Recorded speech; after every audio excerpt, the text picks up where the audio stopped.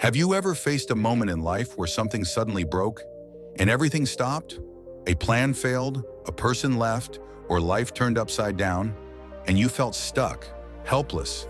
But what if that broken piece was actually part of a bigger plan to show you something deeper, something more meaningful? This story is about a village, a broken bridge, and a powerful lesson that might just change the way you see life's problems. The village of Anandpur was cradled between green hills and wrapped around a flowing, graceful river. Life there moved in rhythm, calm, predictable, and peaceful. Farmers tended their crops, children ran barefoot along dusty paths, and families gathered under neem trees to share stories. At the heart of the village stood a bridge, not just any bridge, but a strong wooden one that had connected both sides of the village for generations. It was more than wood and rope. It was a lifeline.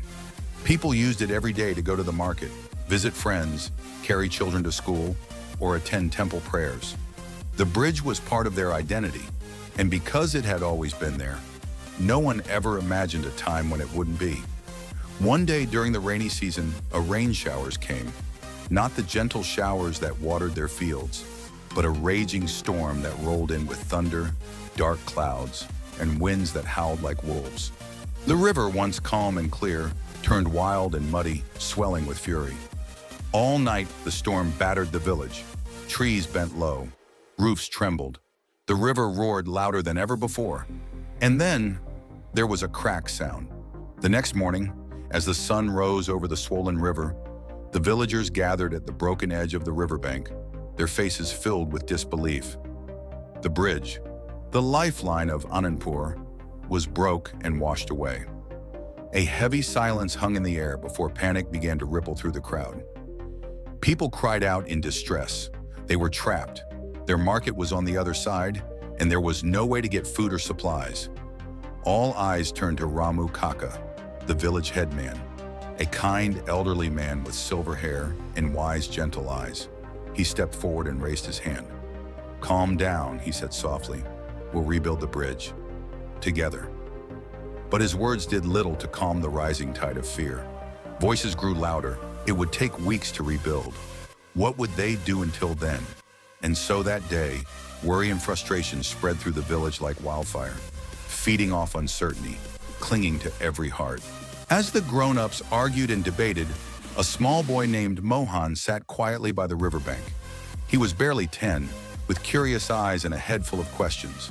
Watching the water swirl and rage, he turned to his grandfather. "Dadaji," he asked softly, "why did the bridge break?" It was strong. His grandfather, a quiet man with a slow smile, placed a hand on the boy's shoulder and said, "Sometimes things break not to harm us, but to show us something new." Mohan didn't understand, but he nodded and listened. Days passed.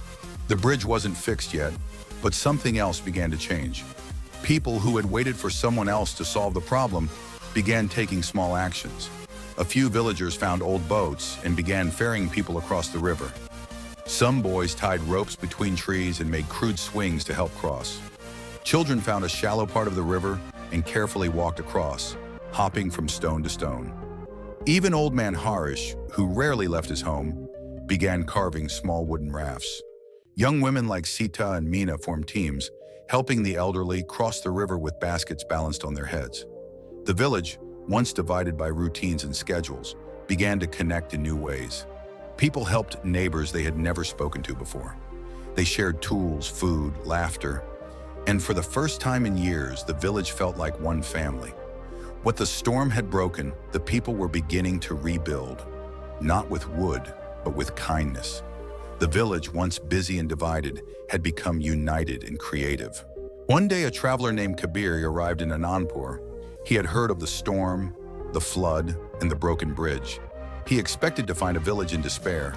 Instead, he found something else entirely. Children playing near the river, people laughing as they crossed in boats, women helping one another, men building rafts and pulling ropes across trees. It wasn't the chaos he had imagined. It was community. He approached Ramu Kaka, who was overseeing a group of young boys learning how to tie knots for the new bridge. "I thought people would be suffering," he said to Ramu Kaka.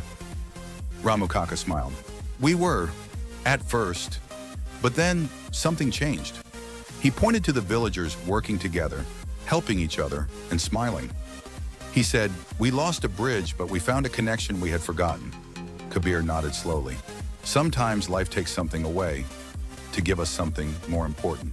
After many days of effort, the villagers finally rebuilt the bridge, this time stronger, wider, and reinforced with stone at the base.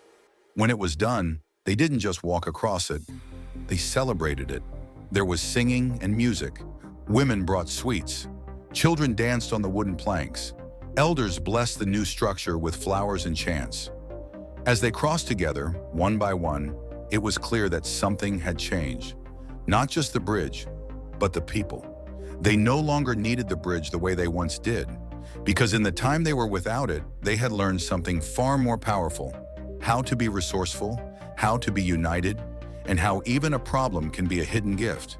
That evening, Mohan sat with his grandfather again. Dadaji, he said, I think I understand now. The bridge broke so we could fix something bigger. His grandfather smiled proudly. Yes, Beta, the bridge broke so the village could heal. Morale of the story: sometimes in life when something goes wrong, we feel lost, angry, or scared. But like the villagers of Anandpur, we must remember, not all problems are punishments. Some are hidden lessons.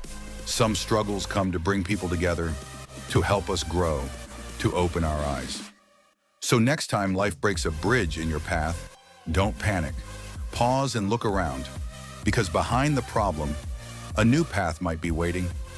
Now, dear listener, if this story made you pause, even for a moment, if it reminded you of your own bridges, the broken ones and the ones you've rebuilt, then take a moment to share your journey too. Tap like if this story touched your heart. Leave a comment with a lesson life taught you through a struggle. And subscribe, not just to this channel, but to more stories that guide, heal, and inspire.